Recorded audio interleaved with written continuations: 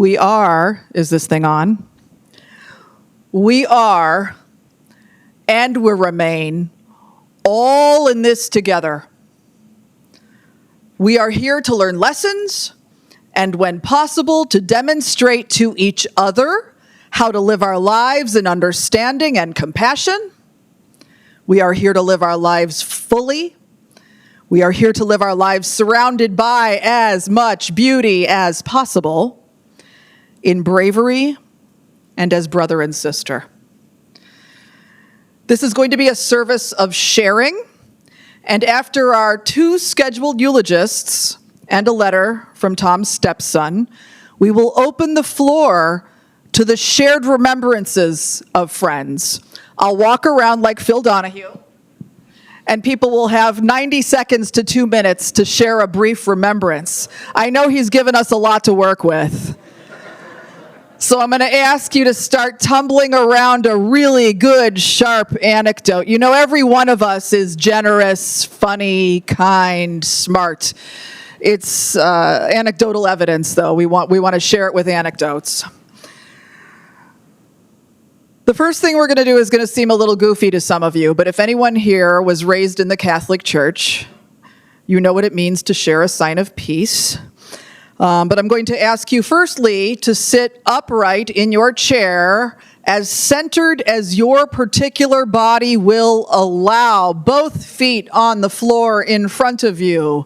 Your spine as straight and as strong as it will allow. And you can put your hands up on your lap if you're hoping to gather some energy. If you need to calm yourself down, put your hands down on your thighs, palm down. And we are all going to take in and release, upon my direction, 3 big, deep, cleansing breaths. The purpose of this exercise is to center the energy in this room and within our own selves. So, because you've got to start somewhere, and we're not going to worry about how this sounds when you inhale or exhale, but we are going to take in a big, deep breath, hold it, and release. And now this second breath, which is certain to be deeper than the first for most of us, we're going to be making room in our lungs. We're going to feel the oxygenation in the tips of our fingers and the tips of our toes. And we are going to see in front of us, gather up in your mind's eye before we breathe, we are going to imagine Tom Logan standing in front of us. You are going to imagine Tom.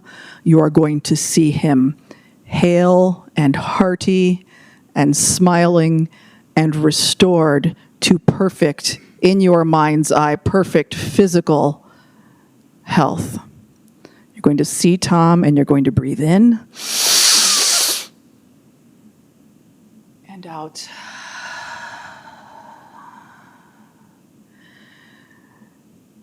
And before we inhale and exhale this third breath, we are going to imagine our own selves. We are going to imagine Tom. We are going to imagine this room, this block, this city, this state. We are going to imagine everybody, everywhere, enveloped by the perfect white light of perfect love. As we breathe in and out.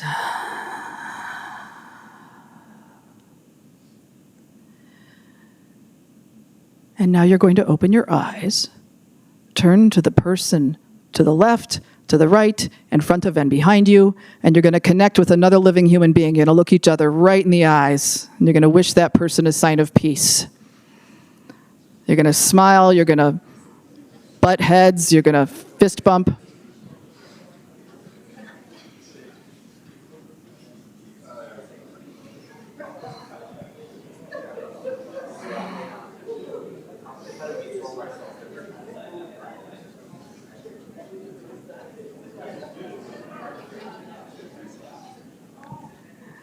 So this is what the yoga teachers mean when they say namaste. It's the light in me seeing the light in you. And from the people I spoke with about Tom, that's who he was. He showed up for people. He was raised within the Catholic tradition, and he did that for a while, up until about 20 years ago. I remember seeing him at Unity playing guitar, but I think that was a gig. But about 20 years ago, he stopped going to church as a faithful Catholic person and said, and this is from Steve, that he decided to live his life according to what would Jesus do? There are a lot of examples in our life right now, in our world, of what Jesus would not do. And, I never want to judge a crowd by looking at them, but I think we're all on the same page here that the world is increasingly confused and misguided. And Jesus was a great guy. Someone told me once, he hung out with hookers and drunks. He found not just the humanity in people who were outliers of society, but he found the holiness and the possibility within everyone. Some people think it's absurd that we have life at all. But to say that we have consciousness in our human form because of the chemicals and the electricity, and we are chemicals, that's largely what we are, but there's magic in there as well, and there are metaphysical issues at play. Tom was ready for death, even before he knew he was sick, before his diagnosis. He told his friends, his best friends, I'm okay with it. It's the foregone conclusion for all of us that no one gets out alive. This is a terminal condition, this humanity. I've been thinking about themes of friendship and loyalty and service, and especially of the profound blessings given to artists, musicians in particular, that you, most of you here may be musicians, have this direct line to the divine. If you have 100 people in a room, and we probably do, if we are all of a certain age, and we probably are, most of us, beyond our spiritual or religious upbringing, most of us have, to some degree, to the larger degree, probably lived examined lives. 100 people, 100 different philosophies, 100 different belief systems, 1 million questions. Some of our belief systems incorporate mythology and the magic of miracles and stories told over the ages that have been interpreted and reinterpreted largely to serve the needs of human beings. The purest of these needs is not just to feel love for others, but to know that one is loved and that we are safe, and to accept those feelings. And it's the need with which most of us struggle to accept the love of other people. There have been so many teachers, some are still emerging, but we hear of the Holy Spirit, Mother Nature, Adonai, Muhammad, Allah, Buddha. So many teachers, so many paths to one ultimate truth. Some of us are convinced only by what we can see and what we can feel, and this magic, what we can feel physically, and this magic can feel sort of perhaps chaotic to people who choose to follow only that which is empirical. But this chaos in our lives brings a certain measure of order. It's this dichotomy of order and chaos that causes us physical and emotional joy and pain. It's a phenomenon that animates our souls. It's the reason that we have love for our friends, parents, partners, children, colleagues. It's the reason that any of us are here today.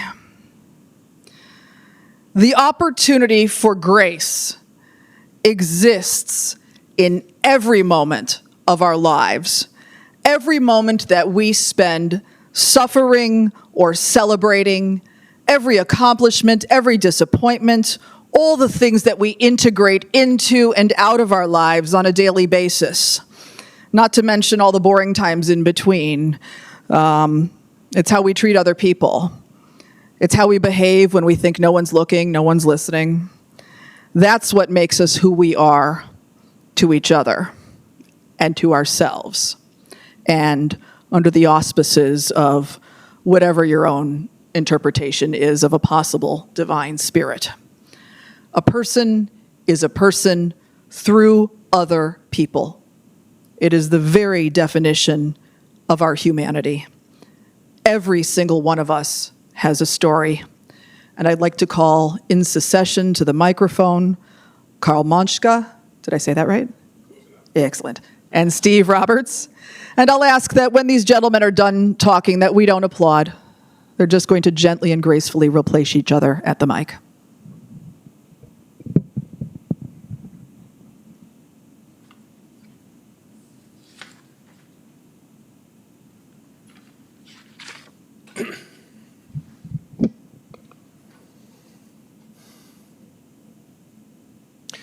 Meeting Tom for the first time was when I joined the Dick Judson Orchestra. I was in my mid-20s, doing my best to make a good first impression. Tom immediately put me at ease with a smile and a handshake. As we performed together, I was struck by his confidence and versatility, facing the audience at times when singing, but then turning around, jamming with the rhythm section, calling out chord changes if there was a tune I didn't know well. He wanted everyone to succeed. It was clear from the beginning that when you played with Tom, you needed to bring your best effort every time. He was serious and down to business on the bandstand. But I quickly learned he was a quirky goofball off of it. He would crack up everyone around him with wacky voices or looks. He even laughed at his own bits with his unmistakable laugh. We all know it. As one who loves to make jokes, but also while taking music seriously, I found a kindred spirit in Tom. We got together once or twice a week by working out at his neighborhood gym, having dinner, followed by hanging out at his house. We talked and listened to music, discussed the importance of bringing your best performance to each and every gig. At the time, I saw myself as a jazz musician who had to play other music. But through those conversations, I learned a new path to being a well-rounded professional musician, embracing all types of music I had the opportunity to perform, and viewing it not as a job, but as a privilege. It was during those times that I learned there was far more to Tom. He was generous, always keeping $1 or even $2 bills. Who does that? In his wallet to give to those in need on the street he came across. When I bought my Hammond B3 in Leslie, he drove with me an hour each way to help get it in the car and up the stairs to my apartment. And anyone who has moved in Oregon knows how generous that was. He was supportive, consistently interested in whatever I was doing, giving me confidence at crucial times when I needed it the most. He was wise, giving advice from all his experiences on how to improve not just as a musician, but as a person. Now, I may not have followed every piece of advice he gave, of which there was plenty, but some of it was truly invaluable. When we both started playing shows, he recommended I learn to conduct. I balked at the idea at first, but he kept insisting. Eventually, I chose to give it a try, and that decision has led to more opportunities than I possibly could have imagined, in large part due to his encouragement. Over the years, life got in the way of hanging out consistently, but when we did, it was as though no time had passed. We exchanged ridiculous birthday messages. His was usually an Elvis impersonation, which only Tom could pull off. When I'd call him on the phone, I would often begin with a silly voice like, "Hello, is this T. Logan?" And he would immediately reply, "Yes, this is he." And we'd keep the conversation going for like two 12-year-old knuckleheads trying to crack each other up first. We'd be pleasantly surprised to see each other on the same show and catch up before it started or at intermission. But no matter what, he was always the same Tom. What a wonderful full life he had. Whether performing with Micah in Poland, rocking out on a private party, or playing SpongeBob the Musical, Tom was always ready for anything. I am sad that we will no longer share the bandstand. However, it seems fitting that the name of the last show we performed together was Beautiful.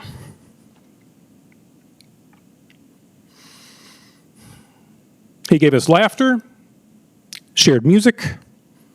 It made all of our lives better in countless ways. I'll end with a Polish toast to him with the words he taught me. Wszystkiego najlepszego. Everything the best. To Tom.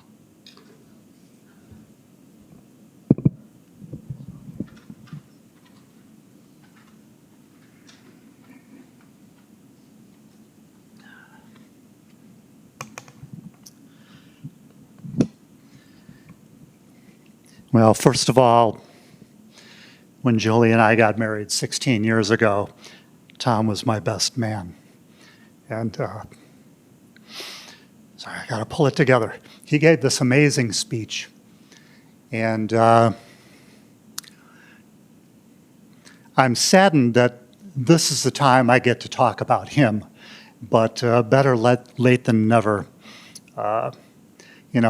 I have this mechanism in my brain that says, should I do this? Should I say this? I should have done that better. That filter that most of us seem to have. Tom didn't have that thing at all. No. And, either that or he just neglected to read the owner's manual, which, is kind of like Tom.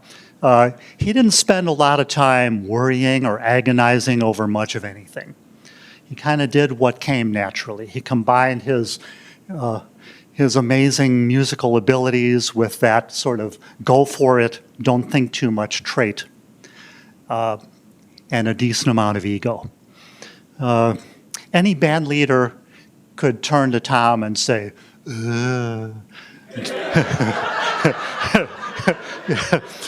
do something, Tom, and he'd make the whole gig happen. No thought, no hesitation, bam, done. And he'd tell me later how great he had done. After I got sober in the late 80s, I was trying to get healthy, and Tom and I ended up going to the same gym. Afterwards, we'd meet for lunch probably once a week at a little Mexican restaurant around the corner. You would be surprised to find out that this was a restaurant that had a lunch special. Tom enjoyed a deal. Back then, our conversations were basically gigs, guitars, and girls. We'd brag about, complain about, and laugh about whatever gigs we had done in the previous week. Yeah, we were two guitar players, and there was a decent amount of competition. There was some professional jealousy. There were arguments. But those regular lunches kept going on, off and on, every couple weeks, for decades, until 6 weeks ago. Over the years, our conversations became less about gigs, guitars, and girls. Well, maybe sometime Tom would have bought a new guitar that he'd tell me about. But other than that, it was more old guy kind of talk. Gigs were less important. Gigs were fewer. And he would tell me about the silent films that he was way into. We joked about him going to a silent film, and he'd be one of like 6 old guys sitting in some little dingy movie theater wearing checkered pants, and he loved that stuff. And I also realized that he was a guy who was truly there for people. I had seen that for years. I had seen him show up for a friend of his who had a horrible terminal illness, and Tom would show up week after week after week after week. He did the same thing with his mother. When his mom was in a nursing home, Tom was there every week. He didn't complain about traffic. He didn't complain about being busy or not having money. He just showed up. He did the thing. He was there for the unhoused. He would, the $2 thing was about starting a conversation. He enjoyed somebody going, "Oh, it's a $2 bill. I'm not going to spend this." And Tom's like, "It's money, dude," and it showed that they were both human. And Tom, at some point, who was adopted, found his birth mom, and whose name was Juanita, and he would start visiting her week after week after week without fail. He entered into this new family. He was there. He'd buy her little treats. He'd buy groceries for her. He did it because it was the right thing to do. He also found that with his birth mom was some other woman. At first, he didn't quite know who she was. She was just around a lot. She was odd. She was very odd. And this other woman, he eventually found out was his birth mother's half-sister. I'm not quite sure of that relationship, but that's what she was. And she would have Tom buy her groceries. So Tom every week would buy groceries for this woman, and he would bring the groceries to her. And first, I have to digress. Tom had voices. He had voices that he used to do. And the two main voices to me were the screaming old lady and the drunk old guy at Shanghai Lil's at 4 in.the morning. Those were the two people. They represented so many people in his life. So you have to picture Tom with one of those voices when he would bring in these groceries, and the half-sister, who was a bit odd, would say, "I hate Hormel pork and beans. Get me Campbell's." And the next week, Tom would get her Campbell's pork and beans, and she'd yell at him again. She'd say, "I hate fat noodles. Get me skinny noodles." And he'd, the next week, get her skinny noodles. And week after week after week, he would show up with groceries and she'd yell at him. And we were going to lunch every couple of weeks, so I'd hear these stories. And at some point, after 6 months, 8 months of this, I'd say, "Tom, why do you keep doing this? If she's just yelling at you every week, nothing you do is making her happy." And he would just kind of smile and nod his head, and the point being that he knew it was the right thing to do. And what I've learned from Tom, especially over the last few weeks, is you keep doing things because they're the right thing to do, and ignore the screaming old lady. That's what I learned at the end of the day. That's the most important thing about life. I miss that quirky, generous heart more than I can say. And I really, really wish I could hear one more time his imitation of Joanne Judson.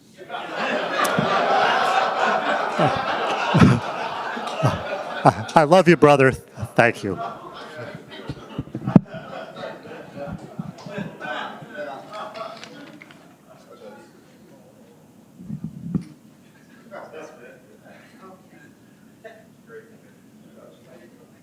Okay. Hi, I'm Julie, Steve's wife. Wasn't expecting to read anything today, but Wojtek has written something and he would like it read. He wasn't able to be here today, but Happily, he was able to see Tom just before he passed. So I'll do my best, Wojtek. I have not read this before. He says, "Thank you for being here today to honor Tom. I may not be with you in person, but I am here with love and gratitude for the man who helped raise me and shape the person I became. I met Tom in 1986 when Micah and I moved to Chicago, and my whirlwind of 5 elementary schools in 8 years began. I didn't know it then, but Tom would be my stepdad for just 8 years, and yet still leave a mark that would last a lifetime. Even after my parents separated, we moved back to Poland. He remained an important part of my story. What I remember first about Tom is how deeply he cared for his family, friends, and anyone who needed a hand. He taught me to be open to strangers and to notice people in the margins. Once, while I was driving around town, he showed me a $2 bill. He told me he went to the bank specifically to get $2 bills so he'd have them ready to give to someone who needed a little help. He could have handed out 2 singles to someone washing windshields, but he wanted to give something special, a little spark of dignity in a small moment. That was Tom.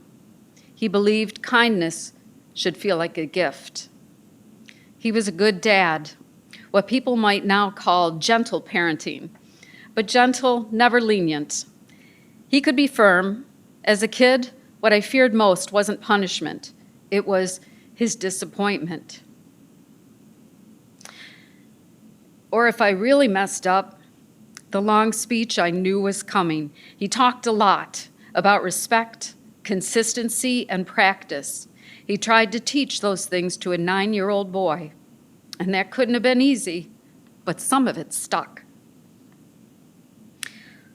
One place it truly stuck was reading.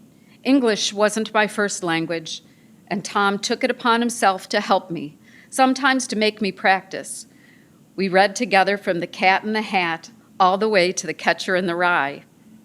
The hardest part, at least for me, was when he'd stop and ask what a difficult word meant. I'd try to guess from the context just to avoid another lecture. But because of him, reading in English became one of my favorite pastimes. Our home back then felt like it was sprinkled with magic. Music, equipment scattered everywhere, to a child seems magical. Believe you me, I didn't catch the bug for creating music the way he and Micah did, but the music itself stayed with me. The first cassette I ever owned was a Teenage Mutant Ninja Turtles rap record. And a gift from them. A few years later, I purchased my first CDs. This time, it was One True Music Rock. I still return to the albums. I used to find his collection. Just a few months ago, I was in the car with Micah playing Sonny Landreth, straight from the same CD I discovered in our house almost 40 years ago. Today, Tom still fills our home. Carried in the songs of our 3.5-year-old Rosie, plays on repeat. His touch is everywhere, composing, arranging, guitar, drum machines, that unmistakable voice, sometimes MC, sometimes a pirate. Speaking of Rosie, I'm grateful we visited Tom 2 years ago, and I hadn't seen him since around 2015. But when my daughter was born, I knew they had to meet. He had to meet her. She had to meet him. We arrived with the whole family and probably upended his routine for 2 weeks, yet he never let it show. He was beaming, ready to help with anything, eager to spend time with us and show us around town. And most of all, he'd take out his acoustic guitar and sing to Rosie. When I visited Tom in the hospital a few weeks ago, I saw how he was surrounded by love. So many caring people, so many lives he had touched. To all of you who stood by him, thank you. Your presence around his bed, was a testament to the way he lived. The lessons he taught me about kindness, respect, and work ethic are with me every day. The music he loves still plays in the background of our lives, and the $2 bills handed out still remind me that small gestures done with thought and heart can mean everything. Thank you, Tom, for the love, the talks, the patience, the records, the endless belief that I could become more. You were my stepdad, only for 8 years, but you were the only father I ever had.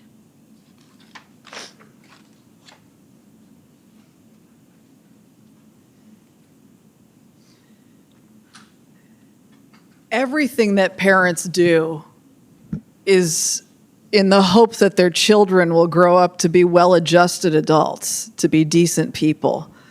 And I'm certain that the raw material of Wojtek was good, but this guy who had no kids until he had a 9-year-old, it's a beautiful, beautifully written tribute. So now we're going to open the floor, and I'm going to walk out here so that no one talks for 7 minutes, and say who would like to share a memory or a thought. I'm coming to you. And you can stand up and turn around and face the entire crowd from where you are. Thank you. I'm Ron Friedman, and as many of the musicians over the years have done hundreds, if not thousands of gigs, we've all done wonderful gigs with Tom, without Tom. I had the great experience to do 1,000 horrible gigs with Tom. I got the leader call to play Navy Pier. And we did it for 7 years, and it was about 60, 70 gigs summer. It was easy. And so I called Tom, and they wanted a banjo. So I told Tom, you got to bring your banjo. He said, no. It's Snowflake. My banjo is called Snowflake, and you need to address my banjo as Snowflake. So from that point on, even on the bandstand or when I called him for a gig, I couldn't say, bring your banjo. It had to be, would you bring Snowflake? And we shared a dressing room there with stilt walkers, clowns, magicians. There was a guy named Lester the Professional Fool who rode a 10-inch bike. And this guy would come in on the break into the dressing room and put ice on his ankles. And just to give you the nature of what we were dealing with there. And I once mentioned to him, because he was complaining about his ankle swelling up, I said, rather than ride a 10-inch bike, why don't you get a little bigger bike? This guy went into a tirade about how he's honed his career, and how dare me suggest anything else, that this is his act and it's been very successful. We shared a dressing room with Fabulous Fino, whose act was blowing bubbles. We also, it was very strange to be there. We backed a show for a long time that was a guy dressed up as a dog named Pickle. And so these were not the kind of gigs you really wanted to put on your top of the resume. So we're sitting there once on a break with this menagerie of magicians, stilt walkers, magicians, clowns, all these guys in back of us, and we're staring in the mirror, sitting there, reconsidering our career choices. And we're sitting there, and Parky the Clown, who had red shoes this long, a bright blue outfit, orange hair, and a blinking red nose with white clown makeup. And he comes up in between Tom and I. And he says, in all seriousness, you know, if you guys would play on stilts, you'd be working all the time.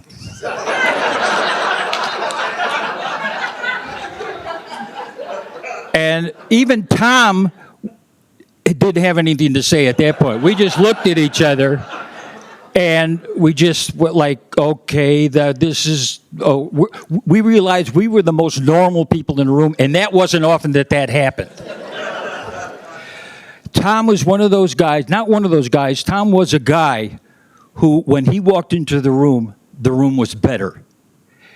You look at those pictures up on the screen, he's smiling all the time. And he could make a horrible, humiliating, degrading gig fun. In fact, sometimes the worse the gig was, the more fun it was having Tom around. His talent and his creativity affected all of us, and I feel privileged and so fortunate to have played so many gigs with him, good and bad gigs. And I certainly will miss him a great deal.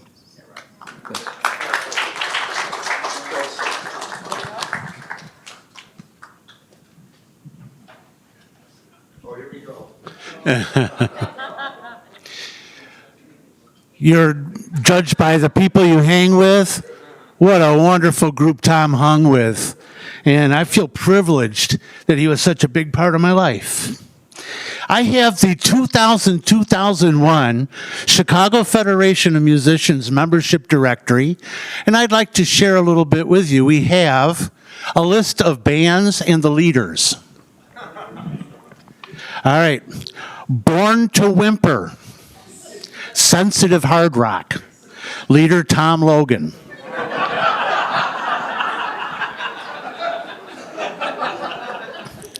Now this one you have to listen to carefully. It's very detailed, as his humor was. Nanook's Ice Flow, in parentheses, formerly Seal Bait, Eskimo hard rock. Not only is this funny, but for Tom, the other funny part is Ed Ward and Tom Baranek had no idea that he was making this up. And thought it was just some crazy band that Tom was in. So that was the fun for him. So anyway, I could stand here for hours. I just love him, and I still love him and always will.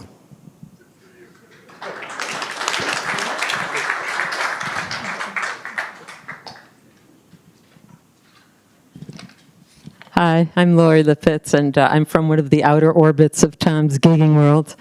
The last gig that he played with Maxwell Street Klezmer Band ended the same way as always, which is I walked up to him and I handed him a check and I gave him a really big hug, even if we were both sweaty, with telling him various variations on the theme, thank you, oh my God, thank you.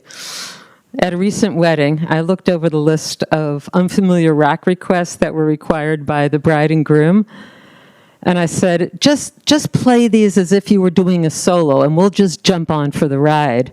And he did, and so did we. As everyone else has said, Tom was a joy to play with. He was also a joy off the bandstand. We talked about lots of different things. We talked about his recent posts of Heather Cox Richardson's opinion pieces, because he believed in so many things very passionately. In addition to music, he believed in America. He was the opposite of that jaded musician we've all met at some point. He managed to combine being a brilliant musician with being humble. Tom played with us for at least a decade. According to Gmail, which I looked over this morning, we've exchanged something like 700 gig-related emails, so I'm sorry, Tom. He replied to every check-in that I sent to the band with the words, looking forward. There was never one gig on which he never gave 110%. There were those gigs where we had to carry our gear up the stairs to a badly air-conditioned hall, and it didn't matter. He never complained about that. I never heard him say one bad word about a single band, musician, or anyone else he played with, only praise. And he had something going on that's sort of a rarity these days. He had a quiet, a dignity, and a nobility about him that came out of his soul.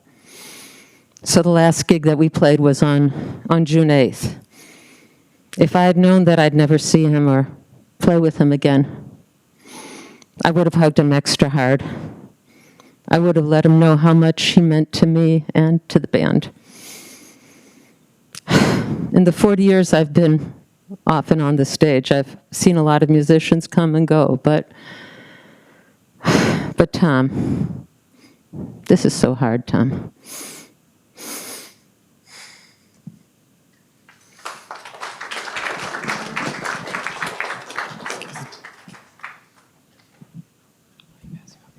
So in the picture roll that you saw when coming in, there's a shot of Tom, myself, and Scott Mason dressed in pirate costumes.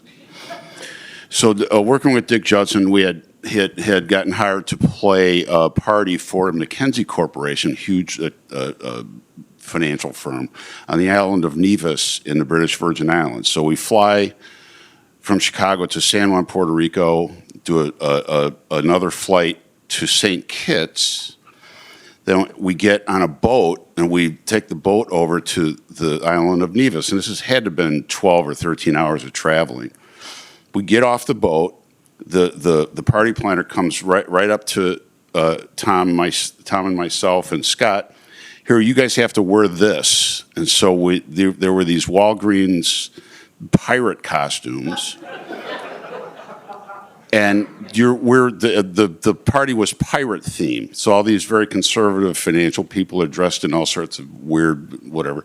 And you guys need to play pirate songs. So you mean pirate songs? Tom goes, it's okay, we'll just play Gilligan's Island over and over again. And that's what we did.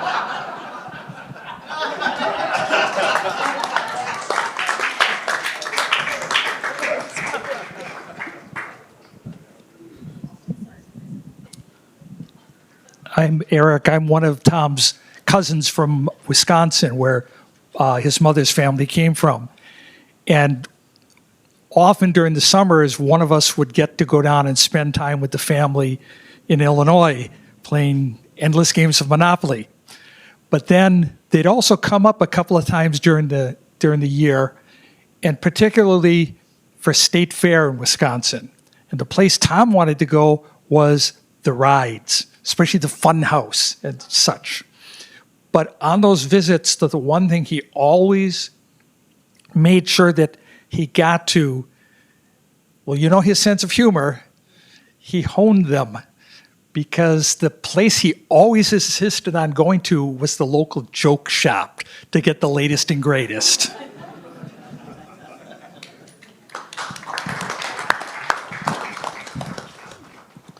Hello, everyone. I'm Rich Armandi.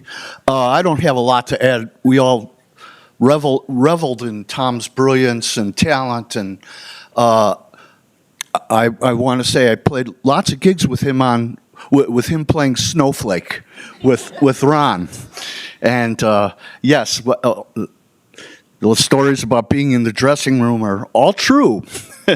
All I really want to say is that I'm better because of Tom. He was a shining example of what it is to be a truly great, well-rounded musician. And like I say, I heard about his passing while I was in Japan. I'm not on Facebook, so I'm not in the loop on a lot of things. But I was just blown away and shocked, and because I've always held Tom on a big pedestal. So may he rest in peace.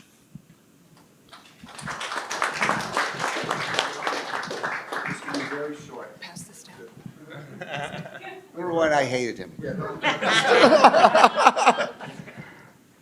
Two words. Chief Geronimo. Who knows what it means? What does it mean, Bob? Joe Vito. No. Chief Geronimo. That was his stage name. Tom's in the union book. You can have a pro name. You know. I looked it up. It's on there. Chief Geronimo. Take it to the bank.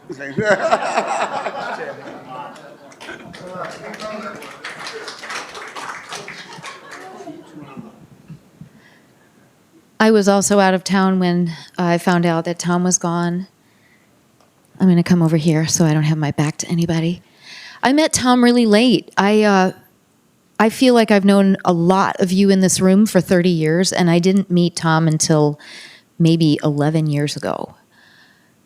And I was in a place where I really wasn't trusting myself anymore as a singer. And the thing that I was trying to think what I wanted to say that really mattered the most to me about Tom is that not only did we have a ton of fun together, and we worked really hard to build a musical partnership together, and we did it so well with Maggie. Where are you sitting, honey?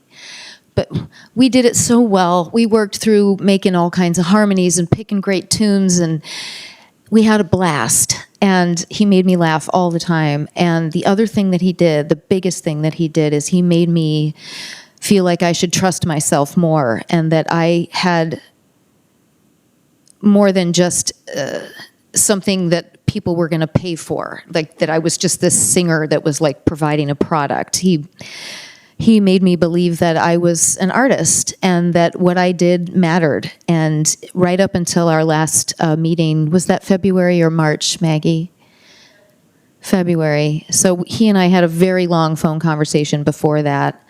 And he had literally just called me to find out if I was okay, because he had heard a few things about my life, and I am okay. But he wanted to know, and then he said, if you're not singing, that's got to change.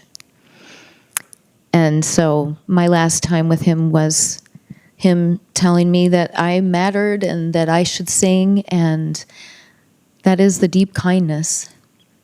And he also made me laugh, and he told a lot of dirty jokes. But like terrible dirty jokes.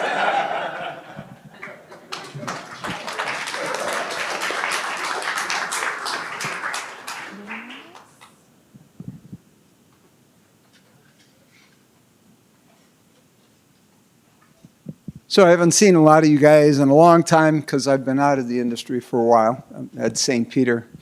And known Tommy, as he was affectionately known by me. And anyway, we had a gig, and I got a call from Joanne Judson, Dick's wife, and she called me and said, hey, she said, I need 2 herald trumpets and a mandolin. Play this wedding, and it's outside, and it's up in Barrington, and at the time Barrington was, it was a ways out, and it was really open. She said, can you get another trumpet player, and can you get mandolin? I said, sure.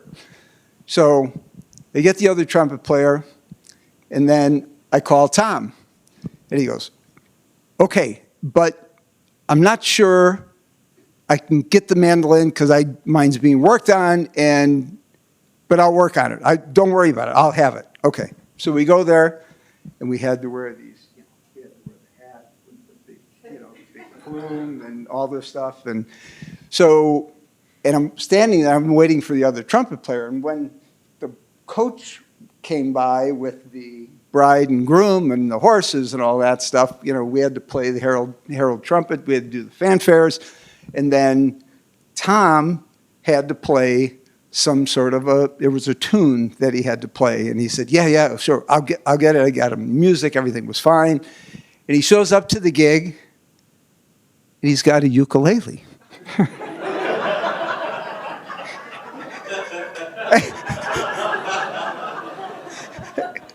I said, Tom, it's a ukulele. And he goes, yeah, don't worry. I won't be too loud. So we're standing there, and I'm on one side. The other trumpet player, who's not shown up yet, he's not there yet. And the wedding planner is another story and a half. But anyway, so Tom's like about 40 feet away, because by the time the coach went by, we were finished playing the fanfare, they'd hear him playing the ukulele, mandolin.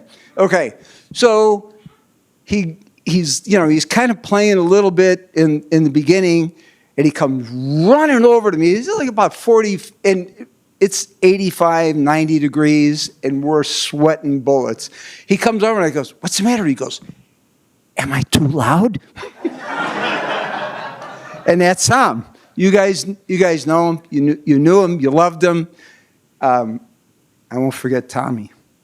That's the way he was.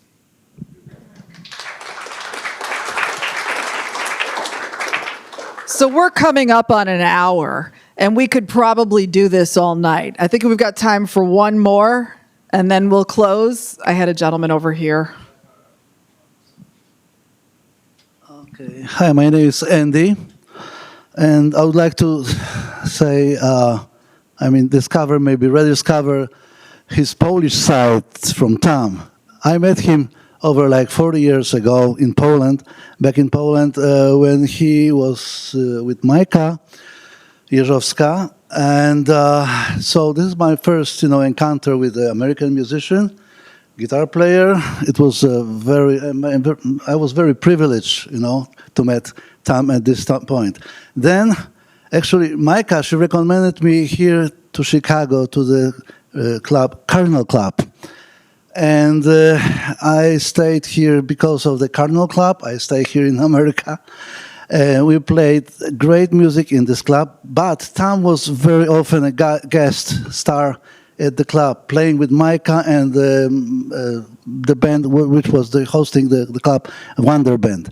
So I really had great memories with Tom. Also, I was able to open my studio, Media Sound Recording, and Tom, he was very often I hired him as a guitar player session. So great guy, great musician, and still unique person, that it was on path of my life that I'm gonna cherish and remember. Thank you.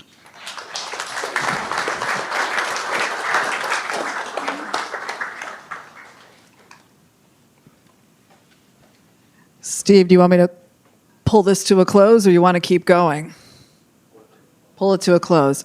So again, a lot to work with, and keep telling the stories, please. Tom's life had worth and merit and purpose. He knew how to delight in others and to bring delight to others.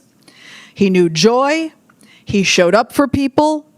This room, this community is really down one good guy, one guy who knew what Jesus would do.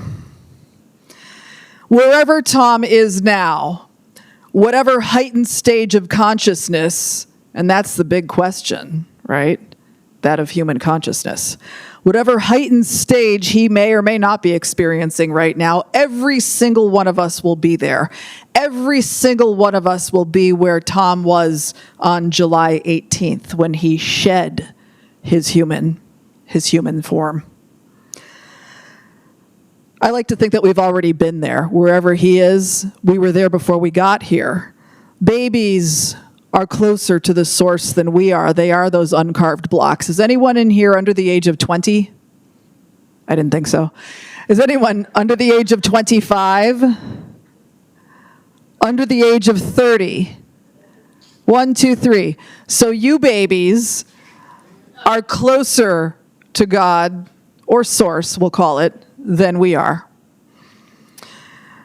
They say that there's nothing quite like a loss to remind an individual of how lucky they've been, and that there are 2 tricks to recovering from the pain of losing a close friend. Number 1 is to say thank you every time you feel that searing pain, and it hurts, just tight. Feels good and bad at the same time, but you're not saying thank you for this discomfort. You're saying thank you for your life and for every moment of Tom's life. Even any painful ones that he may have endured. What is a life without adversity? You can't know up if you don't know down. The other step to really think about and to internalize is that although he is not here anymore with us on this tangible plane, he is so much more a part of the pure universe now than he was ever able to be in his physical life. Energy cannot be destroyed. Everywhere that we are, so is Thomas, John, Logan.